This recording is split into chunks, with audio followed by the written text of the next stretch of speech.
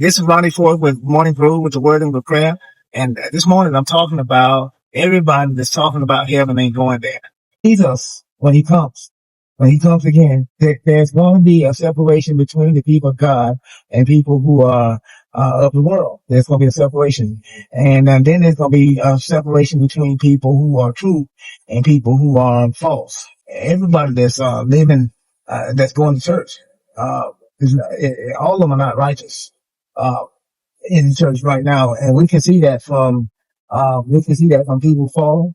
And so, if it's the preachers falling, then you can just about believe that members are falling too. Members in the church are falling because see, some people pattern themselves like preachers, not the word of God. And so, just because the person is a preacher, just because the person is serving church all their life, just because the person is there every time the doors of the church open, does not mean that they're going to go to heaven. It does not mean it. It's only the people who accept Jesus. He's the only name under heaven whereby man can be saved. It's not Buddha. It's not Muhammad. It's not none of them.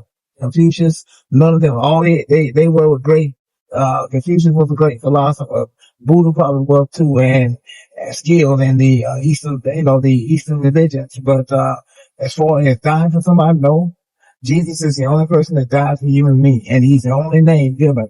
What about we can say if we don't go by Jesus, then we don't go at all. And what happens with when you start talking about the Muslim faith, uh, when you start talking about that faith, they don't believe that Jesus, they mention them. They don't believe that Jesus is God. They don't believe that he is Christ. They don't believe that they don't believe in salvation. They don't believe that in salvation, they don't believe that we need to be, saved. They don't believe that. And when you start talking about Hindu, they just add Jesus to their 300 million gods.